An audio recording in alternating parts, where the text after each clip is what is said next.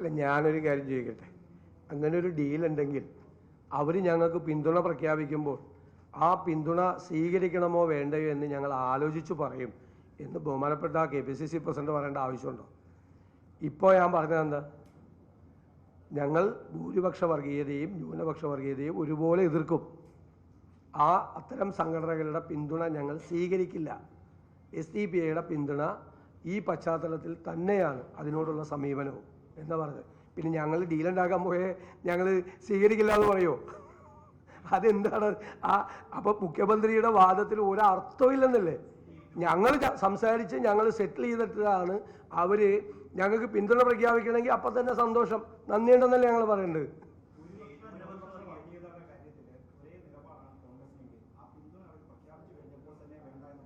അല്ല, UDFനാണ് പിന്തുണ തന്നിരിക്കുന്നത്. അപ്പോൾ UDFിലെ എല്ലാ ഒരു കക്ഷികൾ നമുക്ക് പിന്തുണ പ്രഖ്യാപിച്ചിരിക്കുകയാണ്. UDF എന്ന് പറഞ്ഞാൽ കോൺഗ്രസ് മാത്രമല്ലല്ലോ, ഞങ്ങൾ രണ്ടുപേരും മാത്രമല്ല, ഞങ്ങൾ എല്ലാവരുമായിട്ട് ആലോചിച്ചിട്ട് ആ പിന്തുണയെക്കുറിച്ച് നമുക്ക് എന്തു പറയണം എന്ന് ഞങ്ങൾ തീരുമാനിച്ചു പറഞ്ഞു. അപ്പം തന്നെ വിത്തിൻ 1 hour KPCC പ്രസിഡന്റിൻ്റെ റിയാക്ഷൻ ഞങ്ങൾ ആലോചിച്ച് പറയുമെന്നാണ് 1-ാം തീയതി. ഇന്നലെ ഞങ്ങൾ എല്ലാവരും കണ്ടു. 3-ാം തീയതി, ഇന്ന് 4-ാം തീയതി, ഇന്ന് KPCC ഓഫീസിൽ വെച്ച് ഞങ്ങൾ മറുപടി പറയുകയാണ്. ഒരു ഡിലേ ഉണ്ടായിട്ടില്ല. ഇലക്ഷനിൽ ഞങ്ങളെല്ലാം പല സ്ഥലത്തല്ലേ, കേരളത്തിൻ്റെ വിവിധ ഭാഗങ്ങളിലല്ലേ. അല്ല, ഇനി ഞാൻ ചെയ്യട്ടെ. അല്ല, പറഞ്ഞത് വളരെ വ്യക്തമാണ്, വളരെ ക്ലാരിറ്റിയോടുകൂടിയാണ്, ഒരു സംശയത്തിലും ഇടവരാത്ത രീതിയിൽ അടിവരയിട്ടാണ് പറഞ്ഞിരിക്കുന്നത്. പിന്നെ നിങ്ങൾക്ക് വേറെ തലക്കെട്ടിന് വേണ്ടിയിട്ട് ഓരോ വാചകം വേണമെങ്കിൽ അത് നിങ്ങളുടെ ഇഷ്ടാനുസരണം നിങ്ങളുടെ തലക്കെട്ട് നിങ്ങൾക്ക് കൊടുക്കാം.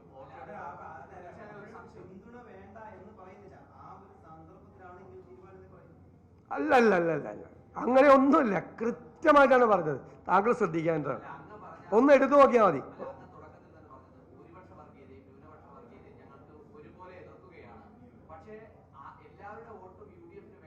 അല്ല അല്ല അല്ല അല്ല അല്ല അല്ല അല്ലല്ല ഒരു കാര്യം ചെയ്താൽ മതി. ഇനി ഞാൻ മറുപടി പറയുന്നില്ല. താങ്കൾ ഞാൻ പറഞ്ഞത് എന്താണെന്ന് 2 പ്രാവശ്യം, ഇപ്പോൾ 2ാമത് ചോദ്യം ചോദിച്ചപ്പോൾ 3 പ്രാവശ്യം വളരെ കൃത്യമായിട്ട് പറഞ്ഞു. കൃത്യമായിട്ട് പറഞ്ഞു, ഒരു വ്യത്യാസമില്ല. വെറുതെ നിങ്ങൾ വെറുതെ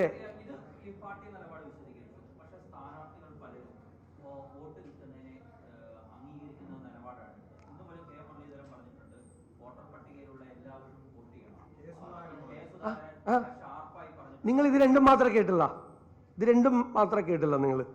അല്ലല്ല, വെയിറ്റ് അല്ലല്ല, ഞാൻ ആൻസർ ചെയ്തോണ്ടിരിക്കുക. Please let me complete my answer. അല്ലല്ല, ഞാൻ താങ്കൾ ചോദിച്ച ചോദ്യത്തിനാണ്. താങ്കൾ ഈ 2 പേരുടെ മാത്രമേ കേട്ടില്ല. മലപ്പുറത്തെ LDF കാൻഡിഡേറ്റ് ഇത് തന്നെയാണ് മറുപടി പറഞ്ഞത്. മലപ്പുറത്തെ LDF കാൻഡിഡേറ്റിനോട് ചോദിച്ചു SDPI പിന്തുണച്ചാൽ സ്വീകരിക്കുമെന്ന് ചോദിച്ചപ്പോൾ പറഞ്ഞ് എല്ലാവരുടെയും വോട്ട് വേണം, സ്ഥാനാർത്ഥികൾ എല്ലാവരുടെ വോട്ട് വേണം. ആളുകൾ വ്യക്തിപരമായിട്ടല്ലേ വോട്ട് ചെയ്യുന്നത്, അവരുടെ എല്ലാവരുടെ വോട്ട് വേണം. പക്ഷേ ഒരു സംഘടന പിന്തുണ നൽകിയപ്പോൾ ഞങ്ങൾ ആ പിന്തുണ സ്വീകരിക്കില്ല എന്ന് പറഞ്ഞു.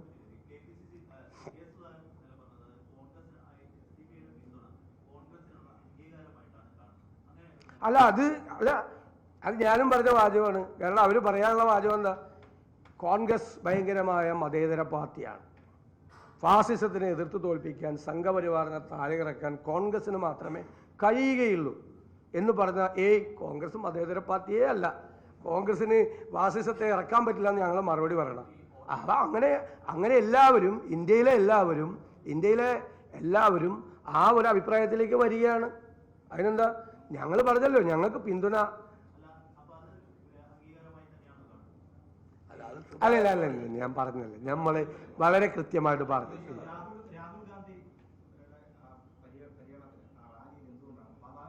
അല്ല, ഞങ്ങളല്ലേ ഞങ്ങളുടെ പ്രചരണ രീതി തീരുമാനിക്കുന്നത്, ഞങ്ങളല്ലേ ഓരോ തരത്തിലുള്ള പ്രചരണ രീതിയല്ലേ. ഞാൻ ചോദിക്കട്ടെ, അത് തീരുമാനിക്കുന്നത് ഞാൻ ചോദിച്ച കാര്യം AKG സെന്ററിലാണോ തീരുമാനിക്കുന്നത്? രാഹുൽ ഗാന്ധിയുടെ റോഡ് ഷോ എങ്ങനെ നടത്തണം എന്ന് അവിടെ തീരുമാനിച്ചിട്ട് ഞങ്ങളോട് KPCCയിലേക്ക് ശ്രീ MM ഹസനെ വിളിച്ച് MV ഗോവിന്ദനും പിണറായി വിജയനും പറഞ്ഞതനുസരിച്ചിട്ടാണോ? അതൊക്കെ കയ്യിൽ വെച്ചാൽ മതി. ഞാൻ പറയാം, പിണറായി വിജയൻ LDFന്റെ കാര്യം നോക്കിയാൽ മതി. LDFന്റെ കാര്യം, ഞങ്ങളുടെ കാര്യം നോക്കാൻ ഞങ്ങൾക്കറിയാം.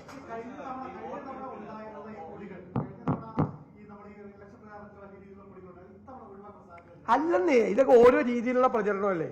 ഞാൻ തിരുവനന്തപുരത്ത് 10 എണ്ണത്തിൻ്റെ വിഷ്വൽ നിങ്ങൾ എടുത്ത് നോക്കിയോ, 10 പരിപാടി നടത്തേക്കണം. ചിലപ്പോൾ കൊടിയില്ലാത്ത പരിപാടി നടത്തിയിട്ടുണ്ട്, കൊടിയോടുകൂടി പരിപാടി നടത്തിയിട്ടുണ്ട്.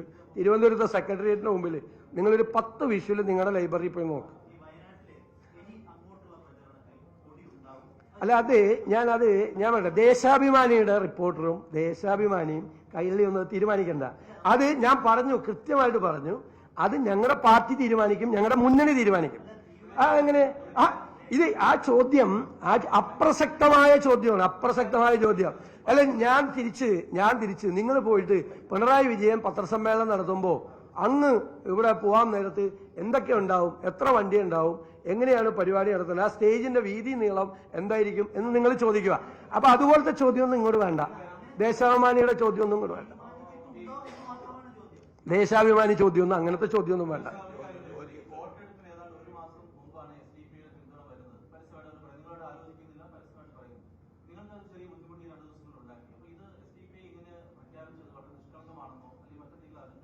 അല്ല, ഞങ്ങൾ അതൊന്നും പറയുന്നില്ല. ഞങ്ങളുടെ മുന്നണിക്ക്, കോൺഗ്രസ് പാർട്ടിക്ക് ഒരു കക്ഷി പിന്തുണ പ്രഖ്യാപിക്കുന്നു. അപ്പോൾ ഞങ്ങളുമായിട്ട് ആലോചിച്ചിട്ടോ ഞങ്ങൾ പറഞ്ഞു, അവരും പറഞ്ഞല്ലോ, അവരുടെ പത്രസമ്മേളനത്തിലുണ്ട്, ഞങ്ങളുമായിട്ട് ചർച്ച ചെയ്തിട്ടില്ല, രാഷ്ട്രീയ പശ്ചാത്തലത്തിലാണ് ചെയ്യുന്നത്. അപ്പം ഞങ്ങൾ കൂടി ആലോചിച്ചു, ഞങ്ങളുടെ ഒരു തീരുമാനം ഇതേ തീരുമാനം ഞാൻ തൃക്കാക്കര തെരഞ്ഞെടുപ്പിന്റെ സമയത്ത് ഞാൻ പറഞ്ഞതാണ്. ഇതേ അഭിപ്രായം ഞങ്ങൾ പറഞ്ഞതാണ്. അത് ഞങ്ങൾ അന്ന് ആലോചിച്ചിട്ടാണ് പറഞ്ഞത്, എല്ലാവരും ആലോചിച്ചിട്ടാണ്. ഇങ്ങനെ ഒരു പിന്തുണ ഒരു സംഘടന നൽകുമ്പോൾ ഞങ്ങൾക്ക് UDF എല്ലാവരുമായിട്ട് ചർച്ച ചെയ്ത് എല്ലാവരുമായിട്ട് ആലോചിച്ച് എല്ലാവരും കൂടി ഒരുമിച്ച് ഒരു തീരുമാനം ഞങ്ങൾ പറഞ്ഞു. അത്ര ഇനി എന്തിനാ ആ വിഷയത്തിലേക്ക് പോകണം, വേറെ ഏതെങ്കിലും വിഷയം ചെയ്യും.